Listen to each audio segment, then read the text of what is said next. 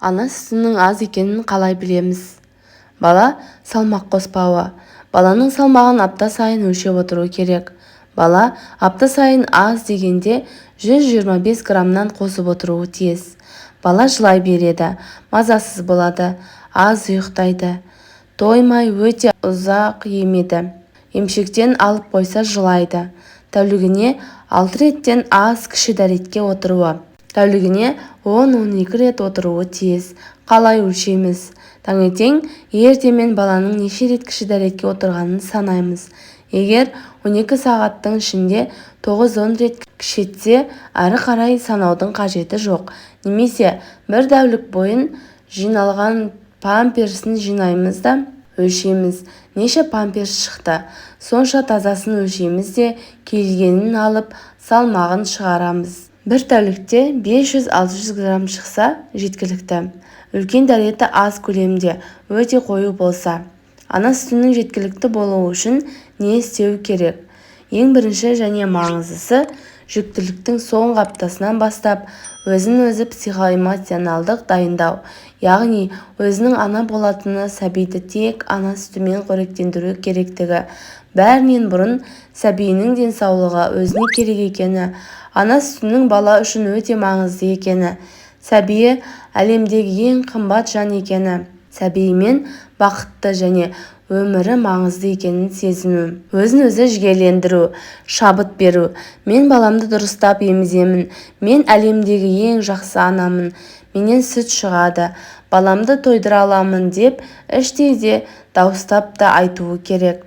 Стресстерден барынша аулақ болуы тиіс. Себебі стресс окситоцин гормонының бөлінуін гормоналды тежейді. Ол өз кезегінде сүттің жиналуына әсер етеді. Емізуді кешіктіре бермеу керек. Егер баланы жиі емізіп тұрса, орталық мидан соған сигнал түседі де келесі емізуге дайындалып, тез жиналады. Баланы ұзақ емізу керек. Себебі бала алдымен алдыңғы сүтті ішеді де артынан артқы сүт, яғни қою сүтті ішеді. Балаға бутылкамен тамақ беруге болмайды. Себебі біріншіден бала оңай сүтке үйреніп алады. Екіншіден бутылкамен іше берсе ана сүтін емізуі сирейді.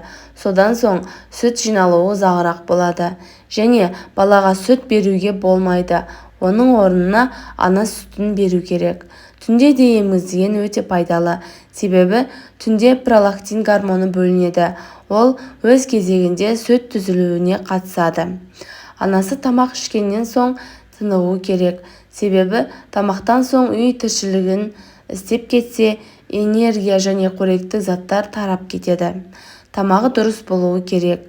Күніне 3 рет ыстық тағам және 3 рет қосымша тамақтануы керек. Сұйықтықты жеткілікті мөлшерде ішіп отыруы керек. Күніне 2 литр. Баласын емізіп жатқанда дұрыстап ұстау керек. Сәбиге де анасына да ыңғайсыз болмауы тиіс. Және анасы мүмкіндігінше баласын мейірленіп, маңдайынан иіскеп отырғаны жақсы. Себебі мейірленген сайын гормон бөлініп, сүт көбейеді. Бала еміп болған соң сүтін сауып отырған жөн. Себебі одан кейін де жеткілікті мөлшерде жиналуы тиіс. Баланың дені сау болып өсуі, ана сүтіне мейлінше тойып өсуі отбасының барлық мүшелері үшін маңызды. Сол себепті барлығы моральдық та, физикалық та қолдап отыруы керек. Баласы ауырса, сол үйден беріге кететінін барлығымыз білеміз. Сол үшін балаға 6 айға дейін мейлінше тек ана сүтін берген дұрыс. Сіздермен бөліскім келген осылар еді достар. Сіздерге видео пайдалы болды деген үміттемін. Арнамызға жазылуды ұмытпаңыздар.